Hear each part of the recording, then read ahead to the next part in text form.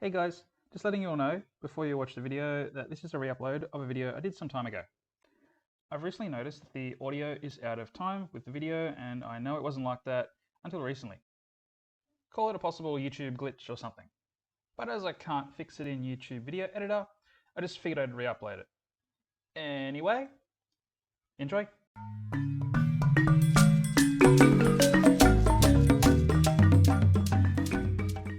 So here with me I have two Dracaenas. Both of these are Dracaena Fragrans Massangeana, and these are probably one of the most popular houseplants that are around. So to start off, there are I think over 130 different types of Dracaenas. The two I have here with me are Dracaena Fragrans Massangeana, but there are many different varieties. But most of the Dracaenas you'll see available to you kind of have the same sort of requirements and care, so we're going to go through that now. And it's disputably one of the most popular houseplants around, purely because it's so easy to care for. So before we get into actually caring for your Dracaena, we're going to quickly talk about picking the right Dracaena. So when you go to your nursery to buy a Dracaena, there are a few things you need to look out for before purchasing one. Usually when you buy a Dracaena, it'll usually have between 3 and 5 stems in a pot, I guess depending where you get it from. Sometimes you see them as single stems, but usually there are at least 2 or 3 stems per pot. And each stem will have a few heads on it. So I'll just show you with my smaller Dracaena here. There's 3 stems, and each one, this smaller stem has 1 head. This medium stem has 4 heads. And the one behind it has 3. Now, one thing you want to keep in mind when buying a Dracaena is the way that these are grown from the growers before they even get to your nursery. Basically, each stem you'll notice it's been completely chopped off at the top, and the heads are all growing out of the side of each stem. Now, it's like this because that's the way that they're harvested. And what they'll do is they'll cut the Dracaena from the base, and they'll cut off the top of the Dracaena, keeping only the stem, with no leaves, no heads, no roots. This way they can ship lots and lots of stems in a container, because they don't take up much space when it's just a stem. And they'll get to the growers, they will plant the stems in soil, and the stems will grow roots and grow heads. So that is why pretty much the heads of the Dracaena are growing out the sides. Now what you want to look for in a Dracaena when you buy one, first of all, the maximum amount of stems as possible. Like usually they come in 3. My bigger one just there, that's got 5 stems, but this smaller one's got 3. You want to look at each individual stem and get the one that has the maximum amount of heads per stem. So this one I'd say it's an average Dracaena. I mean, it's quite healthy, but it's average. This one's only got 1 head. So that one is definitely, it could be better. The other 2 are fine. Ideally, you want to try and find a Dracaena that has anywhere from 2 to 4 heads per stem. That way you know it's a healthy plant. So if you notice that your Dracaena that you're looking at the nursery only has maybe 1 head per stem, or maybe even just 2 heads per stem, you might want to put that one back and pick a different one. Try to get one with at least 2 to 3 heads per stem. Like, yeah, this little one's only got 1 head, so it's only kind of average, but at least the other 2 are quite good. But if all of these 3 stems each only had 1 or 2 heads, I would have not bought this plant. Because that's kind of an indication that it might not have a healthy root system, because it can't push out as many heads and as many leaves. And that's the other thing you want to look at is the leaves. You want to make sure the leaves are nice and green and lush and healthy looking. They're not browning or they're not going yellow. You want to make sure the leaves are all quite healthy. If there's like 1 or 2 leaves that are a little bit damaged looking, don't worry, that could just be from the plant being moved around. But if majority of the leaves are not looking so great, they're a bit pale in colour or a bit yellowy, or they're a bit burnt, put the plant back. You also want to be kind of careful bringing the plant home, because the heads on these plants can snap off quite easily if it's handled without care. So you want to be kind of gentle moving it around and stuff like that. And once you get home, it's time to find a spot to put it. So Dracaenas are not an overly demanding plant on where you put them. Pretty much they need bright indirect light. To slightly low indirect light they can still live in, but the bright indirect light is much better. If you want to put it in a window, Try to make sure it's either a south or an east facing window, because a north facing window is just too hot for a Dracaena. The sun will be too intense and it'll burn your plant.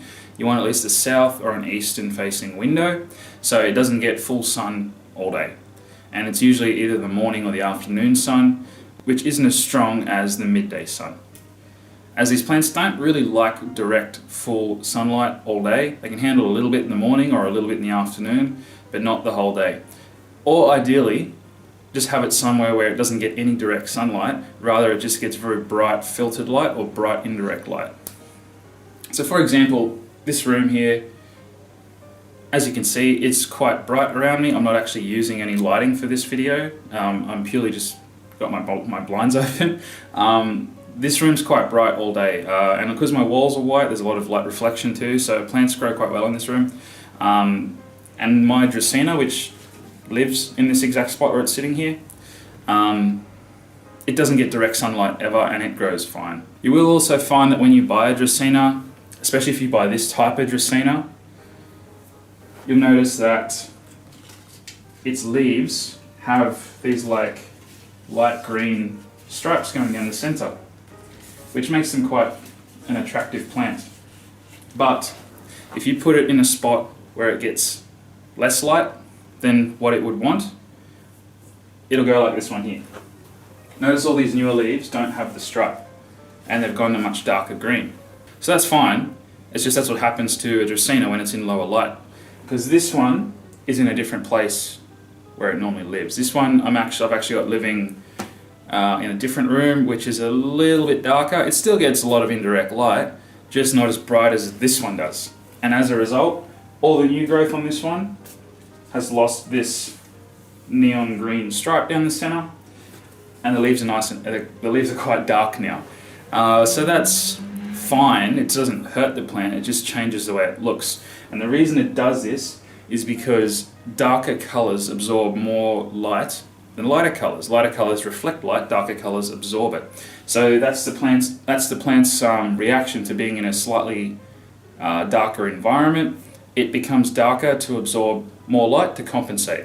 But it's still growing, it's doing well, it just changed its color a little bit. So they are an adaptable plant, where a lot of other plants, if they don't get the right lighting, they just die, where the Dracaena usually can adapt.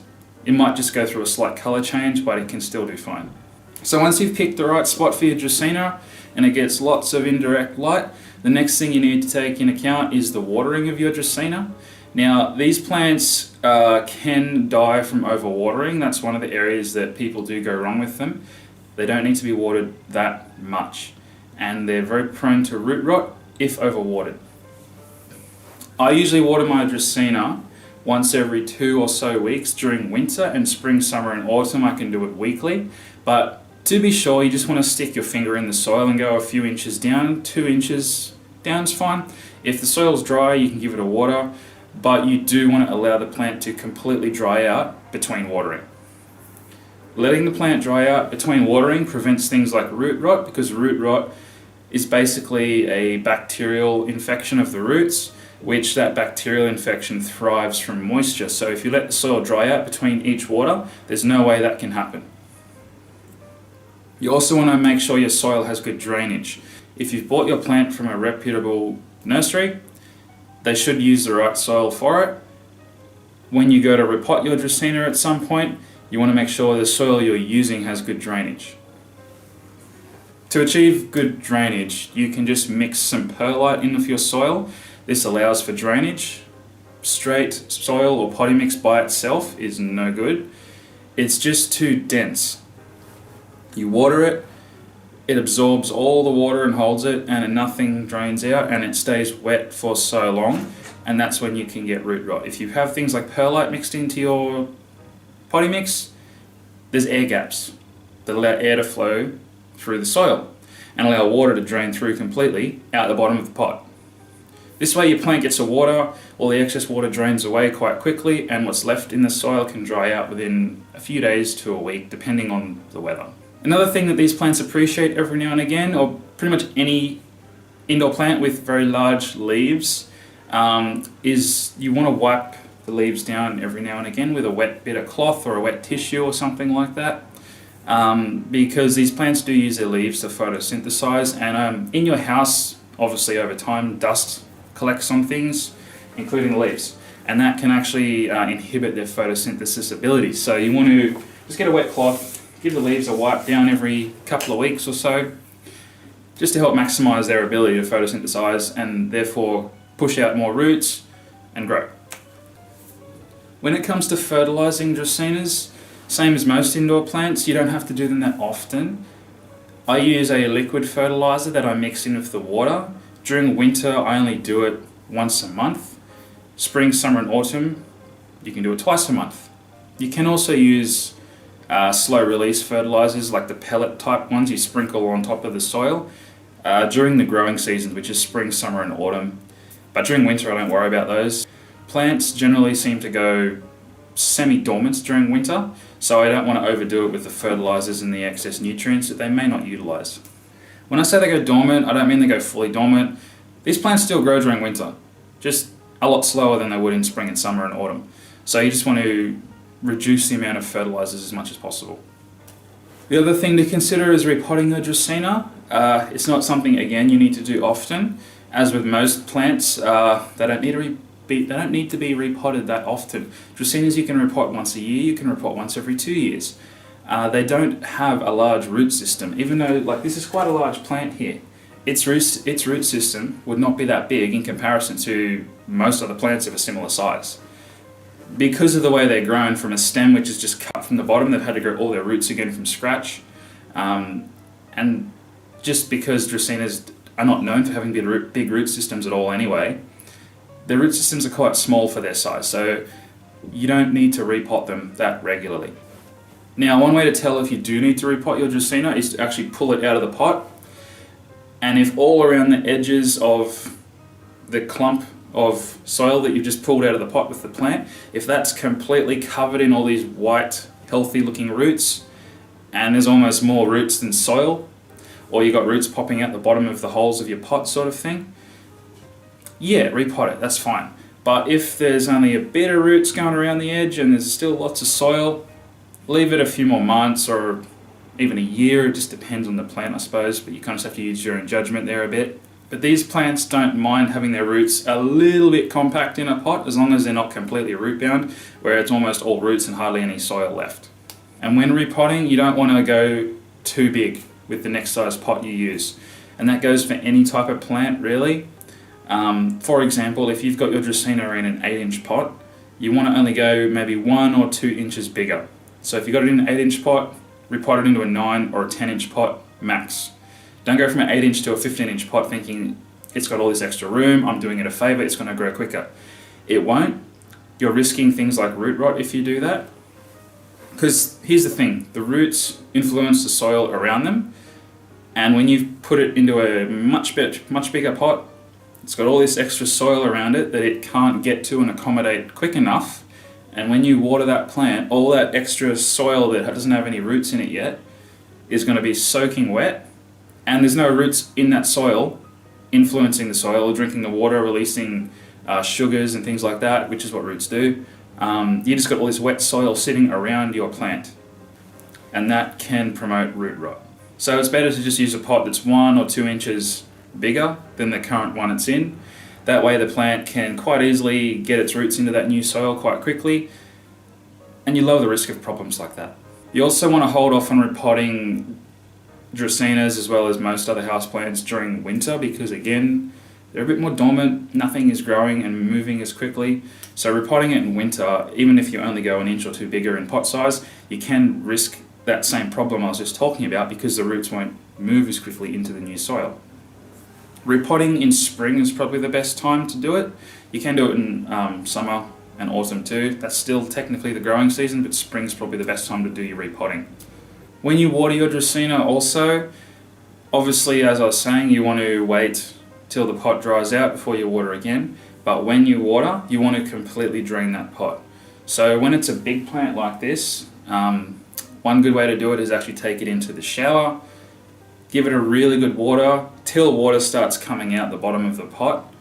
Leave it sit there a little while so it completely drains, and then you put it back wherever it was living in your house. Or if you have a a tray under your pot to catch excess water, you can just rely on that. Water your plant until water starts coming out into the tray. Let it drain for a bit, empty the tray, and you're all good. That tray that collects water under your pot, you don't want to leave that with water in it, because then your plant is got its roots sitting in water. And again, you might get root rot, so it's better to keep that tray empty. You use it to catch the excess water from the initial watering, then you empty it, and you're all good. Interesting fact about Dracaenas as well, they're actually out of that family of plants that are air purifiers. So they're actually a really good house plant to have purely for that reason as well. Like all plants absorb carbon dioxide out of the air and convert it into oxygen. These go an extra mile. So these are actually an air purifying plant. There are other toxins in the air that they actually absorb and filter. For example, there's certain microparticles and things like that that come out of your carpet, that come out of different chemicals around your house, like paint from your wall and various other fabrics in your house, like your bed sheets and your pillows. They actually help to filter certain microparticles from the air. How they do it, I don't know, but I just know that they do it. So they're actually a really good plant to have in your house or in your room or something like that, because they technically can improve air quality.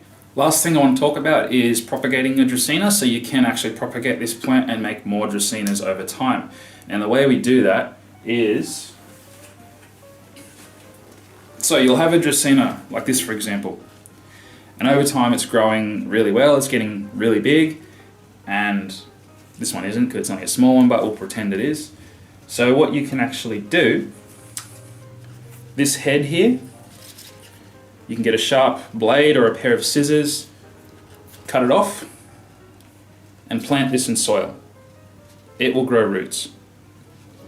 As for this stem that I've just removed the head from, it will be fine. Provided you have a healthy plant that's growing well, it'll be fine. The open wound from the cut will close over, it'll dry up and heal. And if it's a healthy plant, on either side of that wound, you'll grow a head. So you cut off one head, and if you're lucky, you'll grow two more. So that's how you make a Dracaena thicker and bushier and much more lush. Remove one head, you grow two, provided it's a healthy plant. If it's not a healthy Dracaena, it's not got many heads already, removing that head, you might only get one more head. But if it's healthy, remove it, you might get two, maybe three if you're lucky, but usually one on each side is an average. So what do we do once we've removed the head? Well, you're going to have something like this here. This is one I did a couple of months ago. Yeah, it's just started to grow roots. They grow roots quite slowly. But basically I've just removed a head, and when I removed this head, it had a lot more leaves on it than it does now. It was off this one actually. And you can see how bushy this is. This head was like one of these here. It was big and bushy. What you want to do is you want to remove most of the leaves. You just want to leave 3, maybe 4 of the newest leaves and remove the rest of them off the head. This one's actually grown a couple since it's been in here, but the reason you want to remove most of the leaves is because the leaves are taking moisture from the stem. And the stem doesn't have any roots on it to replenish that moisture efficiently. So you want to minimize that risk of your stem drying out. So by breaking off majority of the leaves and just leaving 3 or so, 4 leaves, something like that, you lower the risk of your stem dying until it can grow roots. But you do want to leave at least a few leaves, because the actual physical act of the leaves photosynthesizing is what grows the roots. So as long as you leave at least 1 or 2 leaves at least, you will grow roots. 3 or 4 if you just want a nicer looking plant off the bat, fine. It might take a bit longer to grow the roots, and you do have to keep up on the watering with this until it grows roots. Now what I was saying about watering Dracaenas, where you let them dry out between watering, that only applies for actual plants with roots that are established. When you have a Dracaena head that has no roots yet, it can dry out very quickly and die because it doesn't have roots. So with these, you want to keep the soil wet all the time. It's not going to get root rot, it doesn't have roots yet. But without those roots, it can't absorb water in the same way as an established plant can. So you want to keep this soil wet all the time. Check up on it each week or so, This is why I've got this in a bottom half of a Coke bottle, because I can see through this. I can actually see when I get roots. Can't see any yet. It is starting to grow roots because when I tug on it, it doesn't want to come out. But the roots are probably only quite small, so they've not reached the edges of this yet. But that's why I've used a small Coke bottle so I can see when I get roots. And that's basically how you propagate a Dracaena. 9 times out of 10 when you do it this way, it does work, provided again you don't leave too many leaves and you keep the soil wet so it always has water. It'll be fine. And then once it has established roots, you can cut back on the watering and keep it on a similar routine to your bigger Dracaenas where you let it dry out between watering. Leave it go a while until you see roots all around the edge of the pot, and if you want to repot it, you can. Sorry guys, I just had to pause the video for a sec because I actually forgot to mention something.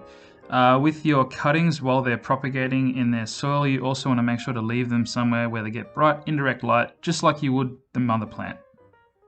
And lastly, the only other thing to really worry about for these guys is temperature and humidity. As they are a tropical plant, they do prefer the slightly higher humidity if you can give them that. Again, spring and summer, autumn, that's not going to be an issue.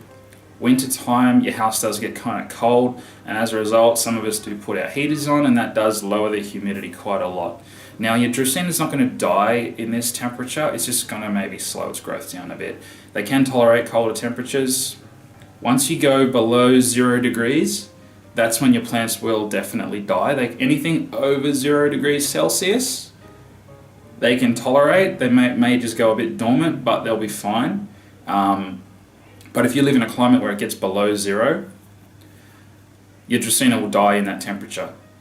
Basically, the cells in the leaves explode when it gets that cold, and the plant shows signs of dying within a few hours. The leaves start changing color. So one thing you can do to help with humidity with your Dracaena, if you know that your house is a bit low on humidity or it's a bit cooler or something like that, is just mist it down. It's just to mist the plant down every other day if you can. If you get a spray bottle, just spray your plant down every other day. That can help temporarily with a little bit of humidity. But I mean, it's not a huge deal. I don't really mist mine down. We're in our winter here, and honestly, they're fine. My plants are still growing, they do quite well. My house isn't the warmest in the world, it's not the coldest either, I suppose. It's just average sort of cold temperature, I don't know. But yeah, my plants do fine during winter, so it's not a huge concern. They're pretty adaptable, but they do prefer that humidity a bit higher, which spring and summer, it's going to go up anyway, so these guys will get a rapid growth spurt once the weather warms up. Well, that's basically everything you'll need to know to care for a Dracaena. Anything else you would like to know that I haven't covered in this video, let me know down below in the comments. I will try to answer it as best I can down there. I'll leave my Instagram down below as well if you'd like to follow me too. I'll see you guys in the next video. Bye.